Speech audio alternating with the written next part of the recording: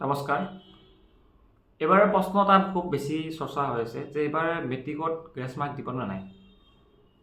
সেই বিষয়ে বহুত ল'ৰা ছোৱালী কমেণ্ট কৰি আছে বা সুধি আছে কি হ'ব একচুৱেলি এইবাৰ গ্ৰেছ মাৰ্ক দিব নে নিদিয়ে। আমি জানো যে প্ৰতি বছৰে গ্ৰেছ মাৰ্ক দিয়ে আৰু এইবছৰো গ্ৰেছ মাৰ্ক থাকিব। গ্ৰেছ মাৰ্ক দিয়াৰ কিছুমান নিয়ম নীতি আছে, সেইটো তোমালোকে বহুতে নাজানা আৰু বা বহুতে জানে। এতিয়া কোনবোৰ ছাবজেক্টত গ্ৰেছ মাৰ্ক দিব, কোনবোৰ ছাবজেক্টত গ্ৰেছ মাৰ্ক নিদিয়ে, এই বিষয়ে আলোচনা কৰিম।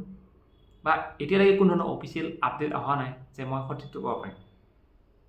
জাষ্ট এটা থুলমূলকৈ আভাস দিয়াৰ চেষ্টা কৰিছোঁ যে ল'ৰা ছোৱালী কিমান শতাংশ পাছ কৰে বা পাছ কৰিব, গোটেইখিনি আলোচনা কৰিম আৰু গ্ৰেছ মাৰ্কৰ ওপৰত মেইনলি আলোচনা কৰাৰ চেষ্টা কৰিম।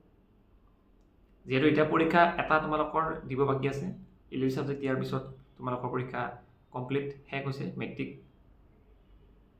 ঠিক আছে, এতিয়া প্ৰথম প্ৰশ্ন হৈছে গ্ৰেছ মাৰ্ক কিমানমান দিয়ে। কিছুমানে কয় 20 নম্বৰ দিয়ে, কিছুমানে কয় 10 দিয়ে, কিছুমানে কয় 12 দিয়ে, কিছুমানে কয় 15 দিয়ে, কেইমাৰ্ক 2 দিয়ে, 3 দিয়ে, বেছি জনা। কথাটো হ'ল যিজন ছাত্ৰই ধৰি লওক 2 নম্বৰ বা 1 নম্বৰৰ কাৰণে যদি বাকীকেইটা এক্সাম কাৰণে ভালেই হৈছে, ছাপ'জ 5-6টা ছাবজেক্টৰ 5টা বিষয় তেখেতৰ ভাল হৈছে, কিন্তু এটা বিষয়ত তেখেতে অলপ কম নম্বৰ পাইছে, সেই ল'ৰাজনক কি কৰিব? গ্ৰেছ মাৰ্ক দিব পাৰে, নিদিব পাৰে, কোনো গাৰেণ্টি নাই। সেইটো ডিপেণ্ড কৰে, চেবাৰ কিছুমান নিয়ম নীতি আছে, চ' সেইবোৰৰ ওপৰত ডিপেণ্ড কৰে।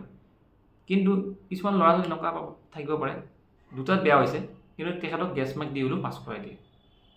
ছিষ্টেমেটিক কিছুমান গ্ৰেছ মাৰ্ক দিয়াৰ নিয়ম আছে, সেইবোৰ অফিচিয়েল আপডেট আহিলে আমি গম পাম।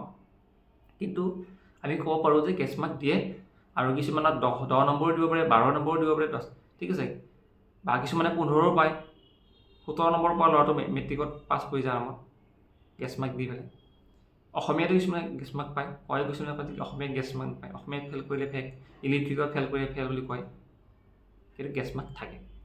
চেষ্টা কৰা যিমানখিনি এক্সাম তোমালোকৰ হ'ল, আশা কৰা যে পৰীক্ষা ভাল হয়।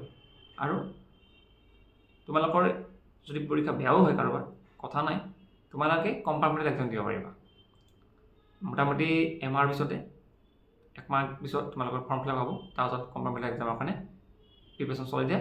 আৰু কম্পাৰ্টমেণ্টেল এক্সামত তোমালোকে কিতাপত থকা যিটো ছাবজেক্ট বেয়া হয়, ছাপ'জ যদি তোমাৰ মেথমেটিক্স বেয়া হৈছে, চ' মেথমেটিক্সৰ কাৰণে প্ৰিভিয়াছ ইয়েৰৰ পেপাৰ চোৱা, আৰু এই যিখন পেপাৰ দি আহিলা ৰিচেণ্ট যিটো হৈ গ'ল, সেইখন এক্সামৰ পেপাৰত দিবা কৰিবা। লগতে তোমালোকে মেথছত ইমান টান টান অংক চাব নালাগে, কিতাপত থকা উদাহৰণ অংক হওক বা অনুশীলন অংক, সৰু সৰু অংকবোৰ চাই দিলে হৈ যাব। ঠিক আছে, ইমান টেনশ্যন ল'ব নালাগে। এতিয়া জাষ্ট তোমালোকে পৰীক্ষাটো কমপ্লিট কৰা। কমপ্লিট কৰাৰ পিছত যদি গ্ৰেছ মাৰ্কৰ ওপৰত কিবা আপডেট আহে বা ৰিজাল্টৰ কিবা আপডেট আহে জনাম। ঠিক আছে, নেক্সট ভিডিঅ' আমি আলোচনা কৰোঁ ৰিজাল্ট কেতিয়া দিব পাৰে সম্ভাৱনা, গোটেইখিনি আলোচনা কৰিম। ধন্যবাদ।